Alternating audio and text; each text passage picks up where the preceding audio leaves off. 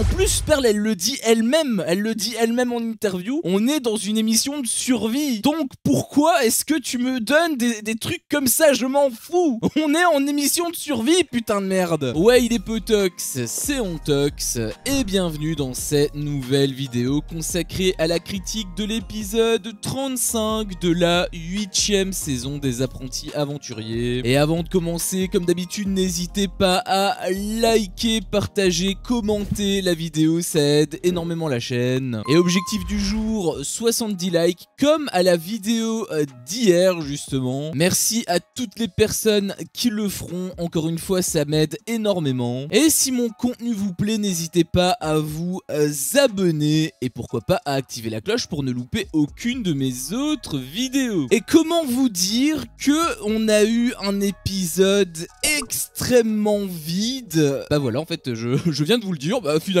c'était plutôt simple en fait. Non, plus sérieusement, on a eu vraiment un épisode nul à chier, hein. Quelque part j'y m'attendais un petit peu, mais j'avais quand même cet espoir d'avoir un petit truc, tu vois. En plus, au final on a eu les 2 derniers épisodes, je les ai trouvés quand même assez bons. Alors oui, il y en a beaucoup qui me disent que l'épisode d'hier il était pas si incroyable que ça. Oui, l'épisode n'est pas non plus masterclass, mais je veux dire, si on doit le juger avec sur une note de 0 à 20, bah pour moi il a plus de la moitié, tu vois. Et pour les apprentis aventuriers, bah plus de la moitié, c'est déjà bien au-dessus de la moyenne en fait, hein. Donc c'est dans ce sens-là que je dis que j'ai apprécié l'épisode. C'est pas dans le sens où voilà, c'est le meilleur épisode de l'émission, loin de là. Mais est-ce que celui-ci c'est le pire épisode de l'émission? Peut-être, je sais pas, il peut être sur le podium, hein, ça me choquerait pas, parce que comme je l'ai dit, eh bien, il s'est absolument rien passé. Encore une fois, bande-annonce, hein, c'était un teaser pour avoir justement l'épreuve des perles, donc à la toute fin, hein, bien évidemment, et avoir le grand cliffhanger avec Enzo qui est absent. Est-ce que justement il va participer au jeu? Bah du coup moi je pense que non. Il pourrait très bien venir etc et dire en fait il n'y a aucun problème, et donc créer un cliffhanger qui n'existe pas. Imagine en fait Enzo il a absolument que dalle et ils te l'ont juste ils ont juste scénarisé la séquence pour le faire dégager et dire aux gens est-ce que Enzo va finalement avoir des problèmes ou non, et que donc il te crée tout ce suspense là avec le gros cliffhanger en fin d'épisode par rapport à l'épisode d'hier où les candidats arrivent justement sur l'épreuve justement des perles, et là l'épisode se coupe et donc qu'est-ce qui va se passer? Enzo est absent, qu'est-ce qui se passe? Pourquoi tout le monde a les sourcils froncés?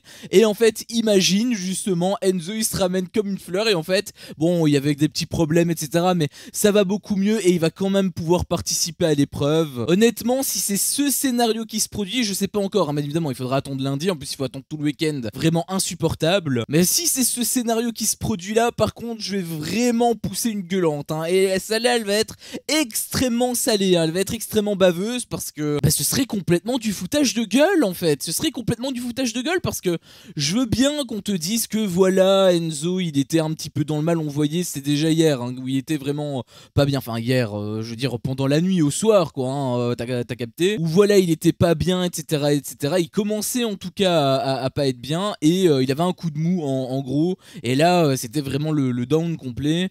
Et bon encore une fois j'ai juste envie de dire un petit truc, au cinéma il existe une phrase que Alfred Hitchcock avait dit, c'est show don't tell, donc ça veut dire en gros montre ne raconte pas. Et en fait c'est exactement ça le problème de cette émission par rapport à la survie, c'est que en fait non seulement on ne voit aucune survie, mais la seule chose qu'on voit ce sont des candidats qui disent que c'est dur, mais non on le voit pas en fait que c'est dur, juste on voit des candidats qui le disent. Et c'est exactement ça le problème aussi que j'ai avec Enzo, c'est que en fait on l'a vu qu'il était un petit peu dans le mal, mais d'un coup, et il disait en fait qu'il était dans le mal, sauf que en fait déjà c'est venu très soudainement, hein, je trouve, je sais pas si c'est scénarisé ou non, mais je trouve que c'est assez soudain honnêtement. Et accessoirement le truc c'est qu'on n'a rien vu de particulier. Enfin, il a toujours été comme d'habitude, il a eu la même alimentation que d'habitude. Enfin, je veux dire, je sais pas pourquoi, et c'est pour ça que je sens en fait que c'est juste pour créer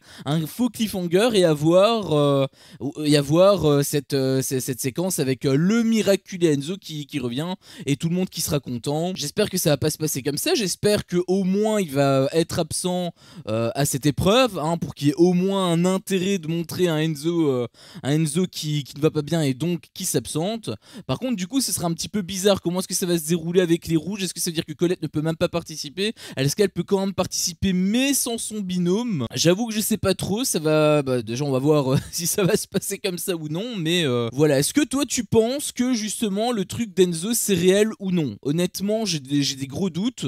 On va le voir de toute façon à l'épisode de lundi, hein. Si c'est le scénario que je te raconte, c'est que c'est sûr à 99%, c'est que c'est bidon, hein, c'est clair, net et précis. Mais donc n'hésite pas à me faire part de ton avis dans l'espace commentaire. Peut-être que je suis totalement parano, hein, c'est totalement possible.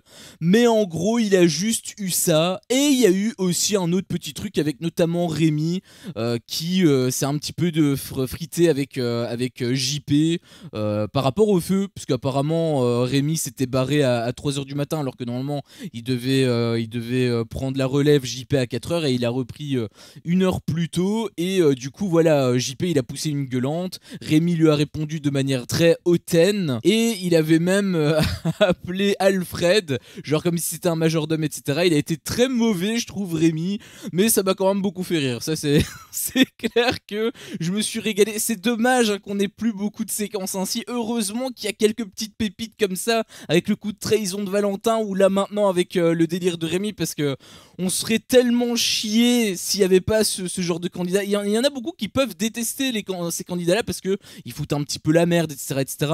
Mais en même temps, c'est le but, en fait, de foutre la merde. Si personne fout la merde, bah, on a juste une émission de bisounours, en fait. Donc, je suis quand même content, hein, qu'il s'est passé ça. Bon, je donne pas forcément raison à Rémi parce que pour moi, il a été un petit peu dans l'abus encore une fois. Mais voilà, ça m'a beaucoup fait rire. Voilà, et la réaction de JP aussi, parce qu'on sentait qu'il était dégoûté. Ça m'avait beaucoup fait rire. Il y avait aussi d'ailleurs Rémi, hein, qui disait qu'il avait une blessure, etc. et que il allait pas se donner à fond pour le jeu, justement pour l'épreuve des perles, pour pas que ça s'aggrave et que du coup il doit faire un abandon médical comme Julie. En soi, je sais pas à quel niveau sa blessure est profonde ou non, mais il est clair que voilà, vaut mieux un petit peu ralentir le rythme, même si tu gagnes pas beaucoup de perles, histoire de rester le plus longtemps possible, parce que l'idée c'est aussi, si tu veux atteindre la finale, il faut que tu sois le plus longtemps possible, donc automatiquement si tu te blesses, fatalement ça fonctionne pas, hein. Donc j'ai trouvé que c'était quand même plutôt réfléchi de sa part et également assez mature. Normalement je devrais pas dire ça, mais au moins voilà, Maëva elle l'avait accepté, elle l'avait même dit elle-même, la santé avant tout, donc au moins elle a pas été mauvaise au point de n'en avoir absolument rien à foutre même de la santé de son binôme.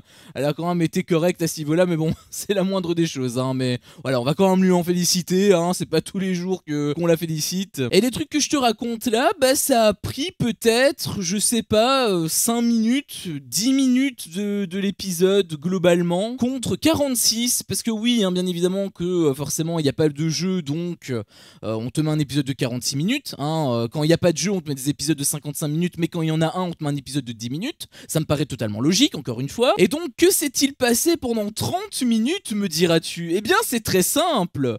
Le fil rouge de l'épisode, globalement, c'est une petite histoire d'amour entre Perle et Valentin. Voilà, c'était globalement le fil rouge de l'émission. Et encore une fois, peut-être que j'aurais pu apprécier la petite touche d'amour. Il y a eu, c'était pas vraiment en rapport avec l'amour, mais on avait vu justement, il y a l'épisode d'hier, où il y a 2 épisodes peut-être plutôt, où on voyait Perle qui était en doute et Val qui l'a consolé. Et je trouvais que c'était bien, que c'était même bien amené, etc. Parce que, eh bien, tout simplement, c'était très court, ça a pris peut-être, je sais pas, 2 minutes, 3 minutes, 4 minutes à tout casser éventuellement. C'était quand même assez court comme séquence. Alors que là, le souci, c'est qu'on a eu plusieurs séquences de plusieurs minutes, peut-être, je sais pas, j'ai pas fait le calcul, mais ça me choquerait même pas qu'on ait eu 7-8 minutes, voire même peut-être qu'on a tapé les 10 minutes avec ces séquences de Perle et de Valentin. En plus, Perle, elle le dit elle-même en interview, on est dans une émission de survie. survie.